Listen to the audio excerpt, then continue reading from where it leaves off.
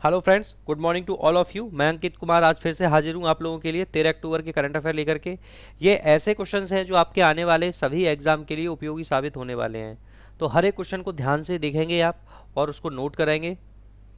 उससे पहले मैं आपको एक चीज़ यहाँ बता दूँ, एग्ज़ाम कार्ड की तरफ से आप लोगों के लिए बहुत ही अच्छा एक प्रयास किया गया है। आपको एक डिटेल्ड सिलेबस को एक प्रिसाइज करके, यानी कि जितने भी इंपॉर्टेंट फैक्ट्स हैं आप उनको एक जगह कंसाइज करके आपको रैपिड सीरीज़ में दिया गया है। ये रैपिड सीरीज जो है एग्ज़ाम कार्ड की वेबसाइट पर अवेलेबल है। अगर आप अमेजन या फ्लिपकार्ट पे लोगे तो आपको वो फ़ायदा नहीं मिलेगा जो एग्ज़ाम कार्ड की वेबसाइट से मिल जाएगा। दूसरी चीज़ ये कि अगर वेबसाइट से लोगे तो वहाँ पे आपको 35% का डिस्काउंट देखने को मिल जाएगा। तो उनकी जो कीमत है वो 808 रुपये रह जाएगी। लेकिन जैसे ही आप मेरे नाम का कोड यूज़ कर लोगे अंकित 10, तो इसी में आपको 10% का और डिस्काउंट मिल जाएगा। तो इनकी जो कॉस्ट रह जाएगी वो सिर्फ और सिर्फ रह जाएगी 684। अब यहाँ पे एक सवाल ये आएगा आपके मन में कि सर ने बता तो दिया रैपिड सीरीज के बारे में, लेकिन क्या ये रैपिड सीरीज आप लोगों के लिए उपयोगी है या नहीं। तो हम लोगों ने इसके लिए वेबसाइट पर ही सैंपल पीडीएफ दिए हुए हैं। तो आप उस चीज़ से अंदाज़ा लगा सकते हैं कि किताबों में जो कंटेंट है वो कितना दमदार है। बढ़ेंगे अपने क्वेश्चन की ओर। यहाँ आपसे पूछा गया है, टाइम्स हायर एजुकेशन ने वर्ल्ड यूनिवर्सिटी रैंकिंग 2023 जो है वो जारी की है। इसमें भारत के कौन से विश्वविद्यालय ने हिस्सा नहीं लिया है। अब जाहिर सी बात है, अगर आपको 4 ऑप्शन दिए हैं और इसमें से आपसे पूछ लिया उसने नहीं लिया है तो एक ऑप्शन नहीं होगा। तो देखिए, भारतीय विज्ञान संस्थान यानी कि आईआईएससी ने लिया है। Shoolini university of biotechnology and management इसने भी लिया है। JSS academy of higher education and research centre इसने भी लिया है। अब जिसने नहीं लिया है तो वो डी ऑप्शन ही बचा ना केवल, तो इसने नहीं लिया है। एक चीज आप ध्यान रखेंगे, मैंने ये चीज क्वेश्चन में ही मेंशन कर दी है कि यहां पर ये जो यूनिवर्सिटी रैंकिंग है, ये जो रिपोर्ट है ये जारी किसने की है, तो इसको शॉर्ट में बोलते हैं THE, यानी कि टाइम्स हायर एजुकेशन। क्लियर है इतनी बात। नेक्स्ट क्वेश्चन देखिए, नेक्स्ट क्वेश्चन काफी अच्छा है। Which birth anniversary of Lok Nayak Jayaprakash Narayan was celebrated recently, यानी कि हाल ही में लोक नायक जयप्रकाश नारायण की कौन सी जयंती मनाई गई है। यहाँ पे ये चीज़ ध्यान देने वाली है कि इनकी जो है 120वीं जयंती मनाई गई है अभी हाल ही में। कब मनाई गई है, तो 11 अक्टूबर को। क्यों? क्योंकि इनका जो जन्म हुआ था वो 11 अक्टूबर 1902 यानी कि 1902 में हुआ था।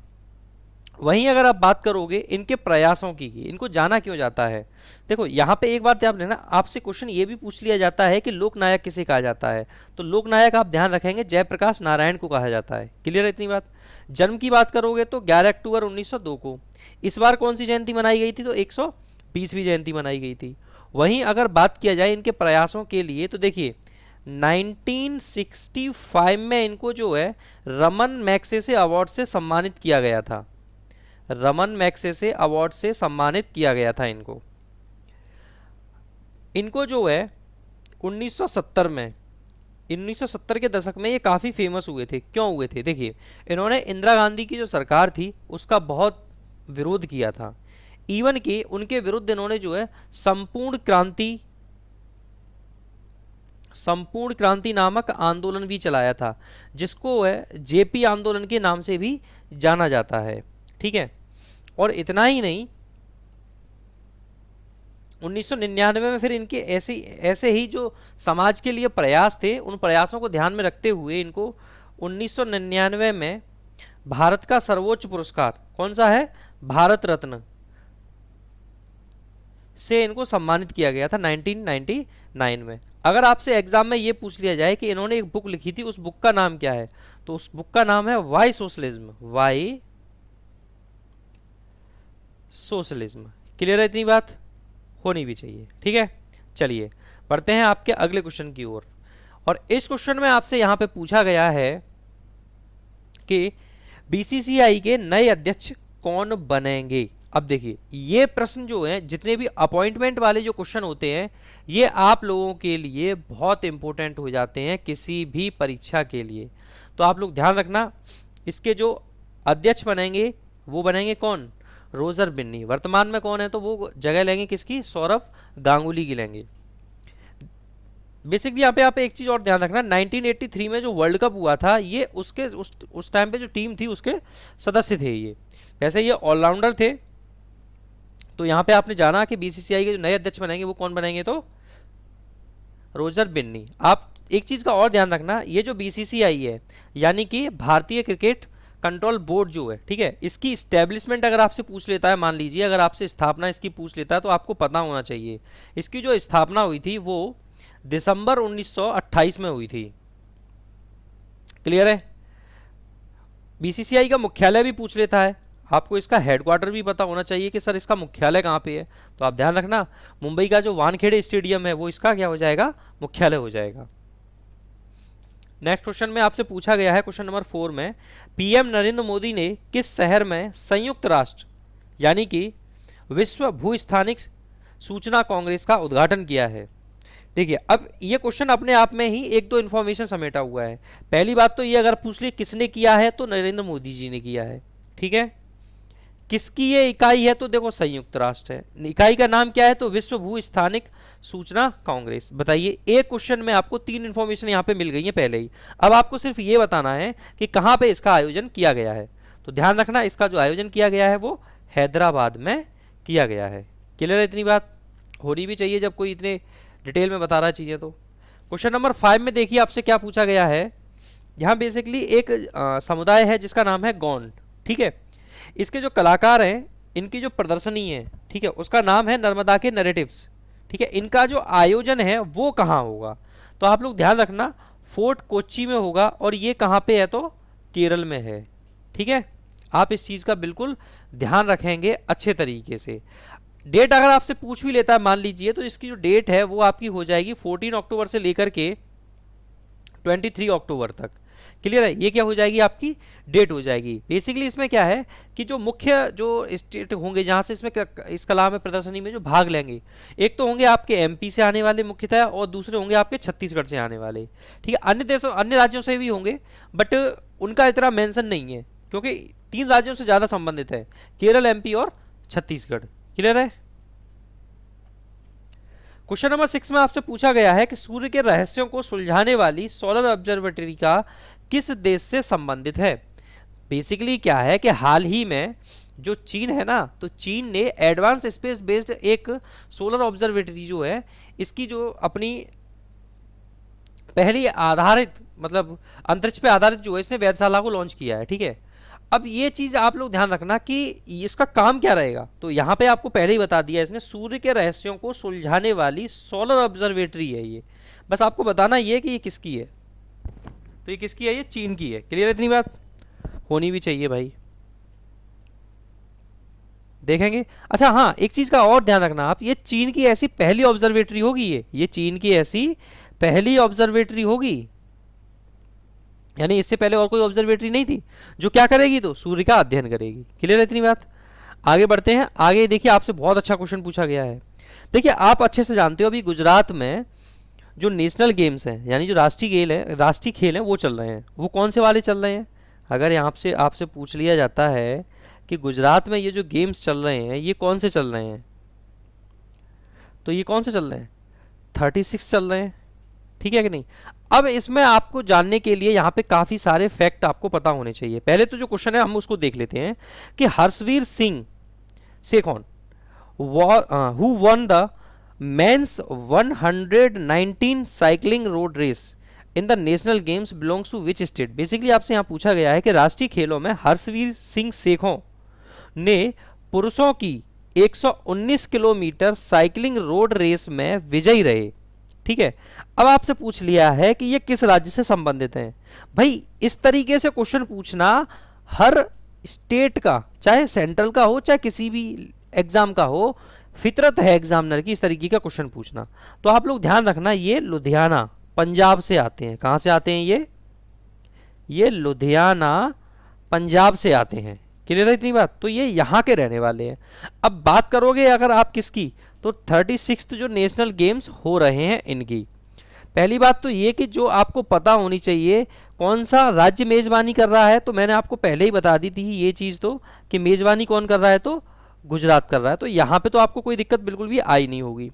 हाँ, एक जो क्वेश्चन आपके एग्जाम में बनता है इस तरीके से हाईलाइटेड, एक तो बनता है थीम से लेकर के।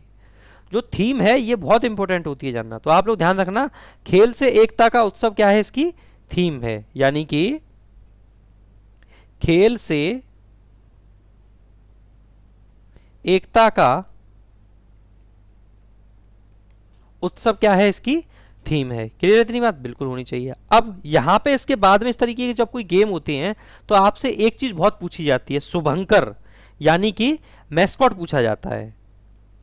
यहां पे आपसे पूछा जाता है शुभंकर यानी कि मैस्कॉट। ये बहुत इंपॉर्टेंट क्वेश्चन हो जाते हैं इस तरीके के, आप लोग ध्यान रखना इस चीज को, ठीक है। तो वो कौन है, तो वो है सावज। क्या है वो, सावज। सावज का गुजराती में मतलब होता है बेटा शेर। क्लियर है कि नहीं, चलिए वेरी गुड। बढ़ेंगे अपने नेक्स्ट क्वेश्चन की ओर। अब इस क्वेश्चन में पूछा गया है, यानी कि नेशनल गेम से रिलेटेड है, कि राष्ट्रीय खेल में रेस वॉकिंग स्पर्धा में नया राष्ट्रीय रिकॉर्ड बनाने वाले राम बाबू कहां के निवासी हैं। Ram Babu who made a new national record in the race walking event in the national sport is resident of where. ठीक है, यानी बेसिकली फिर से आपसे क्या पूछा है, यहाँ पे उनकी लोकेशन पूछ ली है। अब देखो यहाँ पे मैंने क्या क्या बता दिया, इनके गेम का नाम क्या है, रेस वॉकिंग स्पर्धा है। इन्होंने क्या किया है, इन्होंने एक न्यू रिकॉर्ड बनाया है, यानी कि एक इंफॉर्मेशन ये, दूसरी इंफॉर्मेशन ये हो गई, ठीक है।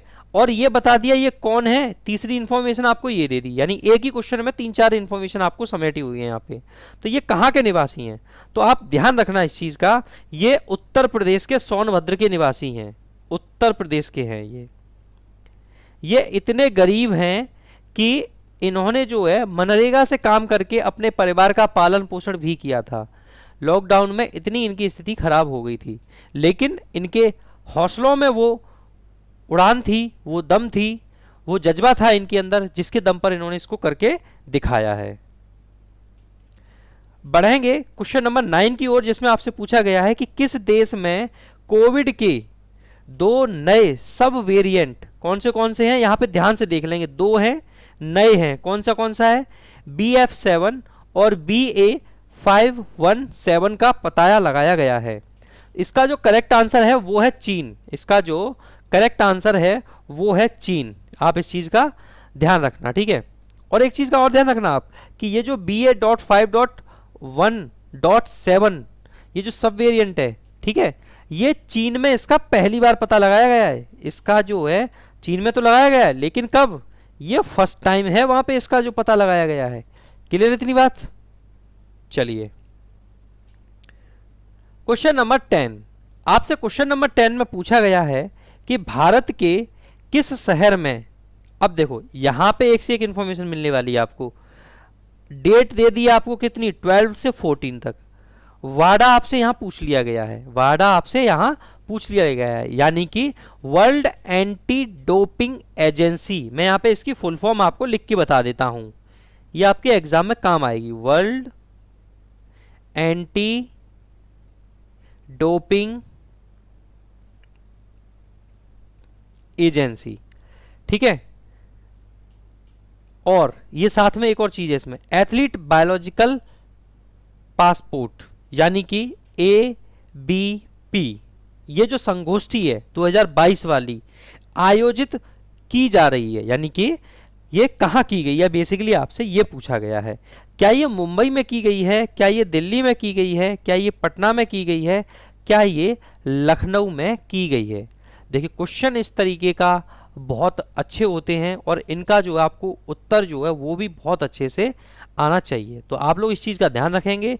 इसका जो ये किया गया है ये दिल्ली में किया गया है। कहाँ किया गया है, ये दिल्ली में किया गया है। अब यहाँ पे आपके जानने के लिए कौन सी चीज़ें हैं वो एक बार आप लोग देख लीजिए, ठीक है। यहाँ पे जो भारत है ना, भारत पहली बार इसका आयोजन कर रहा है बेटा, भारत पहली बार इसकी मेजबानी कर रहा है, ध्यान रखना भाई। यही तो क्वेश्चन होते हैं जो आपके एग्जाम के लिए डायमंड होते हैं, क्योंकि वो क्वेश्चन तो सभी सही करके आते हैं जो सबको आते हैं, लेकिन आपको अलग करना होगा तभी तो कुछ अलग दिखा पाएंगे आप, ठीक है। तो आपके समझ में आ गया होगा, ये जो वाडा की जो एथलीट वाली जो संगोष्ठी है ये कहाँ पे है, तो दिल्ली में हुई है। क्लियर इतनी बात, चलिए बहुत अच्छी बात है। एक चीज का और ध्यान रखना कि ये जो वाडा है इसकी जो स्थापना है, इसकी जो स्थापना है ये कब हुई थी, आप लोग ध्यान रखना। तो 1999 में हुई थी, और किसके द्वारा हुई थी, तो इंटरनेशनल ओलंपिक कमेटी के जरिए इसकी स्टैब्लिशमेंट हुई थी। इंटरनेशनल ओलंपिक कमेटी के जरिए क्या हुई थी, इसकी स्टैब्लिशमेंट हुई थी। बढ़ेंगे अगले क्वेश्चन की ओर, जिसमें आपसे पूछा गया है flexi fuel strong hybrid electric vehicles पर एक पायलट परियोजना का शुभारंभ किया गया है।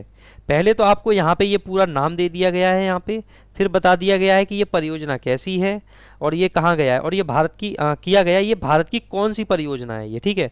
यानी a pilot project has been launched on flexi fuel strong hybrid electric vehicles which is the project in India.